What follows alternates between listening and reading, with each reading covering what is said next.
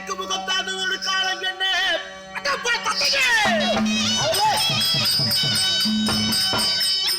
மரப்பாடி மதுரை இந்த தெல்லாத யாராவது அப்பா யாராவது வீரா வீரன்பா வீரா அப்பா அப்பா நானேதான் வீரா அப்பா இதோ மின்னல் விடுத்த தலார் பலார் பலார் இப்படி மின்னல் விடுத்து வந்து உட்காரவும் வண்டி போட உட்காரவும் யாரோ இவரோ நானே பயந்து போயிட்டேனப்பா. என்னடா பண்ண இந்த அத்ராஜ ஜாம வேலையில நடுகாலத்துல என்னடா பண்ற? கானகத்துக்கு வந்தேன், வேட்டைகளை ஆடினேன். வீடு போகலாம் என்று திரும்பக்கூடிய நேரத்துல அழுகுரல் சத்தம் கேட்டது. சரி வந்து பார்த்தா எப்பா குடிசையில இருந்து கூடும் தண்ணீரை குடிப்பித்து விட்டு விட்டு இந்த கானகத்துல வந்து கணப்பு வெளிச்சம் போட்டு அழுது புலம்பிக் கொண்டிருக்கிறீர்களே, என்னப்பா விஷயம்? அப்பா அந்த கதையை சொன்னால் ஆர்க்கத்தான் முடியுமா இல்லை தீர்க்கத்தான் முடியுமா? ஆமா கண்ணே. ஏன்பா அவ்வளவு பெரிய கதரா என் கதை? அப்பா 30 நாளா என்ன குடிசையில பாத்துருவே முடியாது. ஆமாப்பா அண்ணே வேற ஒண்ணும் இல்லையப்பா.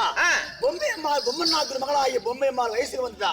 சரி வயசுக்கு வந்த நேரமோ ஆகாத நேரமாக இருக்கின்றது.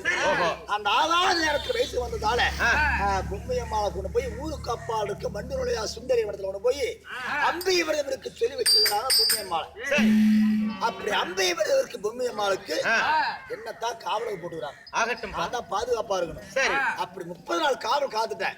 ஒரே ஒரு ராத்திரி காவல் இருக்கிறது. குடிசையிலே போய் கூழுந்தண்ணி குடிச்சிட்டு வரமான்னு சொல்லிட்டு வந்தேன். அப்படி கூழுந்தண்ணியாடு குடித்து விட்டு அந்த நேரத்தில் போய் காவலுக்கு போகும்போது நடு கானகத்தில் வந்தவுடன் மழையோ பேய்கிறது, செடியோ குழுகிறது, ஊதக்காத்து சீதமலை. இந்த மின்னல் விழுத்த கல்லான தடுக்கி விட்டு கீழே விழுந்து முழங்கால் சில்லறு மனித முக்கால் ரத்தமான சிந்தி காவலுக்கு போக முடியாமல் தட்டு தடுமாறி குடன் வீரா என்னடா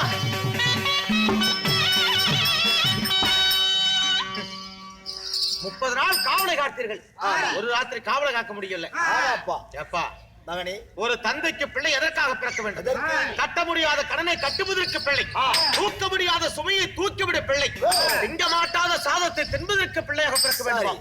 அப்படி பிள்ளையான நான் பிறந்திருக்கின்றேன், உங்களுக்கு பேதகம் வேண்டாம். மாணவன நான் பிறந்திருக்கின்றேன், உங்களுக்கு மணக்கவலை வேண்டாம்.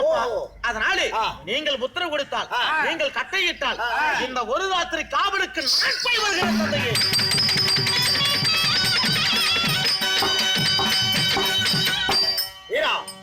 ஒரு ராத்திரி காவலுக்கு நீ போறியா? பஞ்சம் நெருப்பு ஓரத்தில் இருந்தால் பக்குன்னு பத்தியுமேப்பா. பக்குன்னு பத்திக்கிட்டா நீங்களும் நானும் பொம்மியம்மா 3 பேரும் சேர்ந்து குளிர் காயலாம். அங்க வந்துருக்கு குடிசி கூழுந்தண்ணி அத்து போவிடாத. அப்பா நீங்கள் நினைப்பது போல பாதக புத்தி எல்லாம் இடத்துல கிடையாதப்பா. சரி நான் எப்பேற்பட்டவன் தெரியுமா? வேலி வனமாக இருந்தால் வெள்ளாரை எட்டு தாவுமா, நெருப்பு மீது ஈ உட்காருமா, இரும்பு துணியில கரையால் ஒட்டுமா, அதை போல நான்.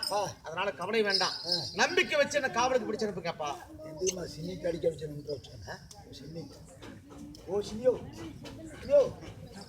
கொடுக்கு வேறடே காவலுக்கு போய மாதிரி பெற்ற அவஸ்தார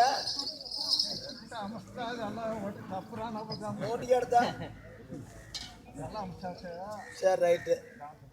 கண்ணு வீரா சித்தப்பன கேட்டா கொடுக்கு வேற காவலிக்கு போய் அப்ப அப்பா அப்படின்னா அப்படின்னா அனுப்ப அப்படியேப்பா உனக்கு பின்னாடி பயந்தானே, அதனால புடிச்சப்ப எந்த ஒரு இது வராது அப்படியா? அதனால அவர் சொன்னதுக்காக வேண்டி மகாராஷ்டிரா காவலை போயிட்டு வாப்பா. அப்படியா? அப்பா அப்படி நான் காவலுக்கு போவதாக இருந்தால் என்னை கானகத்துல கண்டெடுத்து வளர்த்தார்களே அம்மா சின்னாத்தி, அவங்க முந்தானை சேலையில இந்த வெள்ளி பணத்தை பார்த்தேன். வெள்ளி பணத்தை கொடுத்தா காவலுக்கு போவேன், நான் போக மாட்டேன். ஏதோ திருட்டுத்தனமா தெரியுது வீரா. நீ போறது முட்டு குடிச்சு காவலுக்கு போறேன். ஒரு தேராத்திரினாலா தேர் முட்டாய் வாங்கித்தீங்க, கடையா கடை தெருவா கடலை முட்டாய் வாங்கித்தீங்க. முட்டு குடிச்சு காவலுக்கு போறவனுக்கு முடுக்கிறது வெள்ளி பணம். இதுவே மழைக்காலம், திடீர்னு குடிசை காவலுக்கு போகும் பொழுது திடீர்னு போற நேரத்துல உடம்பு நனைஞ்சிருதுன்னு வச்சுக்கோ, அர்த்தராத்திரி நேரம் பொம்மையுடைய குடிசைக்கு முன்னதாக இப்படி லகா பாஞ்சி கீழமண்டி இட்டா எப்படி இருக்கும்? அவனை மண்டி போட்டு காவல் இருக்கும் போது அர்த்தராத்திரி நேரத்துக்கு மழையில் அடைஞ்ச ஈர உடம்புக்கு பொம்மினை குடிசைக்கு முன்பதாக இருக்குது அந்த அக்னி பந்தம், அந்த கணப்பு வெளிச்சத்துடைய அனலுக்கும் எப்படி இருக்கும்? தூக்கம் வரும் இல்ல? அப்படி அசைக்காய் நான் ஒருவேளை தூக்கம் வந்துட்டா பொம்மியை கல்லனோ திருடின ஒருவன் களவாடி கொண்டு போனால் அந்த அக்னி யாருக்குப்பா? அம்மளிதாப்பா. அதனாலே நீங்கள் கொடுக்கக்கூடிய வெள்ளிப்படத்தை இந்த திருவள்ளி சோமனத்தில் முடிவெட்டுக் கொள்வேன். காவல் காக்கும் பொழுது எனக்கு கண்ணுக்கும் தூக்கம் வருவதை போல் தெரிந்தால் முடிச்சு அவிழ்ப்பதும், பணத்தை உள்ளங்கையில் கொட்டுவதும் மீண்டும் முடிப்பதும் உள்ளங்கையில் கொட்டுவதும் எண்ணுவதும் காசை முடிப்பதுமாக காசின் மீது கராராக இருந்து காவலைப்பட்டு உஜ்ஜாரை காத்து வருவேன்.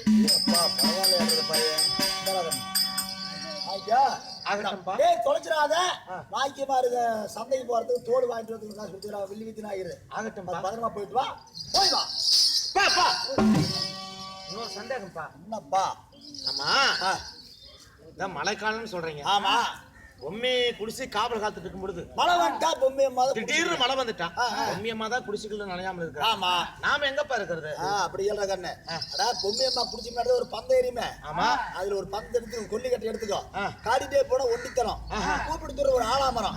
அந்த மழை விடு மறையில் ஆலாமரத்து பொருளுக்குள்ள மூக்கு நடையா அப்படி தலை மட்டும் உள்ளுட்டுக்கோ. ஓஹோ, ஏன் என்ன காரணம்? மூக்கு நடைஞ்சா சளி பிடிச்சி. ஆமா. மூக்கு நனைஞ்சா சளி பிடிக்குமா? ஆமாப்பா. உடம்பு நனைஞ்சா சளி பிடிக்காது. எப்படா சளி பிடிக்கும்? ஏன் எப்படி சளி பிடிக்கிறது எதுல? மூக்குல. அதனாலதான் மூக்கு நடையா பாதுகாப்பு வச்சிருக்கேன். இந்த கண்டுபிடிப்பு யாருது? என்னதான் அப்பா மழை விடு வரல அப்படி தலை விட்டு ஒண்டிட்டு அதுக்கு மேல மழை விட்டு முன்னாடி வந்து பொம்மையம்மா குடிச்சு காப்பிடுறது. ஏப்பா சிறு மழையாக வந்தால்தான் ஆலமரத்துக்கு போகும் வரைக்கும் உடல் நனையாமல் இருக்கும். சரி. திடீர்னு பெரிய மழையா வந்துட்டு படபடன்னு பிடிச்சிருச்சுன்னா ஆலமரத்துக்கு போகும் வரைக்கும் உடல் நனையாமல் இருக்கும், அரைஞ்சு போயிடும். அதனால சுருக்கமான ஒரு யோசனை எனக்கு தெரியாது. சுருக்கமான உனக்கு என்னப்பா அப்படி? ஆமாப்பா, மழை காவல் காக்கும் பொழுது மழை வந்துட்டா ஆலமரத்துக்கு போறதை விட பக்கத்துல பொம்மையோட குடிசை இருக்குது இல்ல, குடிசல் இரவாரம் இருக்குது இல்ல, அந்த இரவாரத்துக்குள்ள மழை நிக்கிற வரைக்கும் தலையை மட்டும் இப்படி உள்ள விட்டு காசு போச்சு. ஏப்பா கொண்டாடா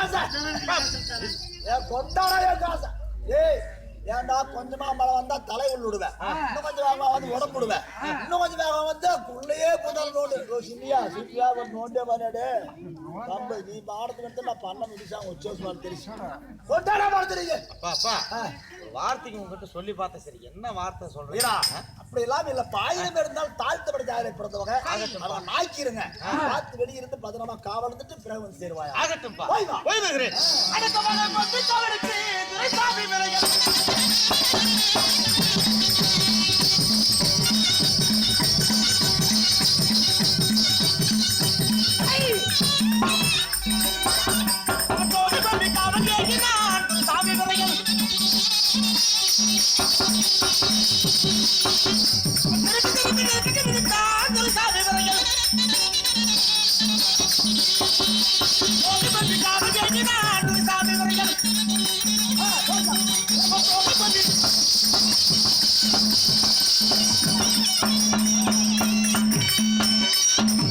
அப்பொழுது வாழ்த்தார் வீரன் தன் தாயாரிடத்தில் இருக்கக்கூடிய வெள்ளிப்படத்தை வாங்கி கொண்டு சேலத்து செண்பக செட்டியாரிடத்தில் கொடுத்து வாடாத மல்லி சூடாத புஷ்பம் ஜிவ்வென்று படக்கும் ஜப்பாய் வாங்கி மேலே ஜம்மென்று பூசிக்கொண்டு வீரன் பொம்மை குடிசை காவலுக்கு செல்ல பொம்மையானவள் சபைக்கு வரும் விதம் காண்க.